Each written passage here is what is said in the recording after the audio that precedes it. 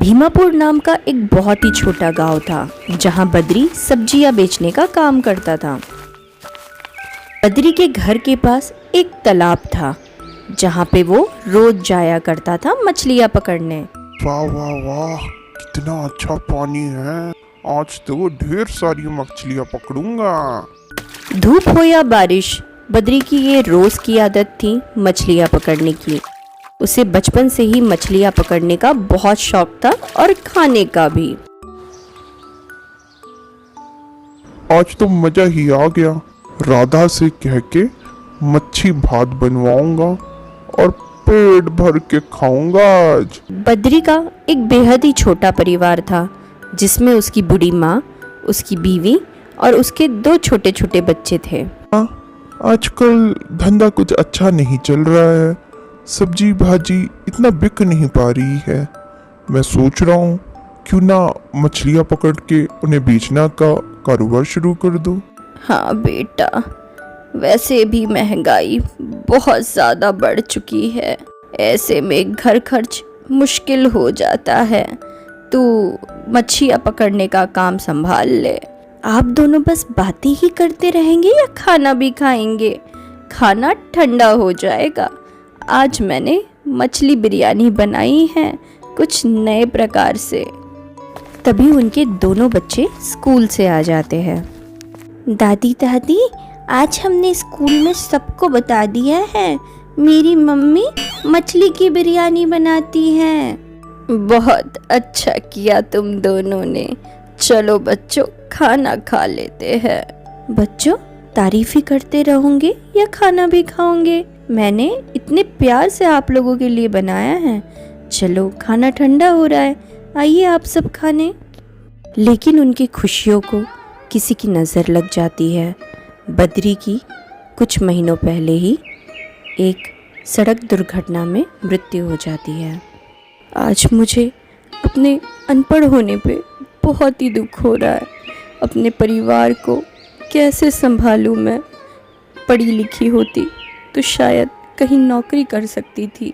बहू, तू अपने आप को क्यों कोस रही है? भगवान ने हमारी नियति में जो लिखा है वही होता है। माँ जी, जीने के लिए पैसे भी तो ज़रूरी है ना। मैं कोई कामकाज भी नहीं जानती हूँ, करूँ तो क्या करूँ? आप ही बताइए माँ जी। बहू, मेरी मान तो तू मछलियाँ बेचने का काम शुरू कर दे। तेरे पति की भी यही इच्छा थी कि वो अपना मछलियों का व्यापार शुरू कर दे। तू भी वही काम शुरू कर दे जिससे थोड़ी बहुत हमें आमदनी हो। अगले दिन राधा मछलियाँ लेकर बाजार पहुँच जाती है उन्हें बेचने। बाजार में काफ़ी भीड़ होने के बावजूद उसकी दुकान पे कोई मछलियाँ लेने नहीं आ रहा था। सुबह से शाम होने वाली है लेकिन मेरी एक भी मछली नहीं बिकी है अब तक। पता नहीं आज किस मुंह से घर जाऊं। तभी पड़ोस की दुकान पे काम करने वाला आदमी राधा को ताना देता है। अरे बहन, इतना क्या सोच रही हो? तुम्हारी कोई मछली नहीं बिकने वाली है यहाँ। तुम ना किसी को पुकार रही हो ना आवाज दे रही हो। कैसे बिकेगी तुम्हारी मछली? उसकी ऐसी बातें सुनकर राधा बहुत ही ज़्यादा दुखी हो जाती है। शाम को वो अपने घर आती है। राधा बहुत ही ज़्यादा दुखी थी। वो गुमसुम सिर्फ सोच रही थी। बहू, क्या हो गया? क्यों इतनी परेशान हो तुम? माँ जी, आज सुबह से शाम तक एक भी मछली नहीं बिकी। ऐसा ही चलता रहा तो घर कैसे चलेगा माँ जी? बस इतनी सी बात पे तुम इतना दुखी हो गई हो। तुम एक काम करो, जो मछली बिरयानी तुम बनाती हो वही बेचना शुरू कर दो। इससे तुम्हारी बहुत अच्छी कमाई होगी, देखना। धन्यवाद माँ जी, आपने बहुत अच्छा सुझाव दिया है। कल से ही मछली बिरयानी बेचने का काम शुरू कर दूंगी। अगले दिन सुबह ही राधा जल्दी उठती है और मछली बिरयानी बनाकर तैयार कर लेती है, जिसकी खुशबू से सारा घर महक रहा था। माँ जी के आशीर्वाद से आज मैं मछली बिरयानी का स्टॉल शुरू करूँगी। बाज़ार पहुँचकर वो अपना स्टॉल सजाती है, लोगों को आवाज़ देकर बुलाने लगती है।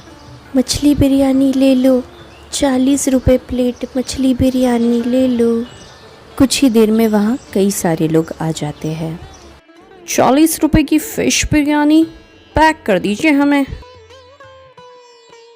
समय गुजरता जाता है और राधा की मछली बिरयानी बहुत ही ज़्यादा फेमस हो चुकी थी। पूरे दिन उसकी दुकान पे लोगों की भीड़ हमेशा बनी रहती थी।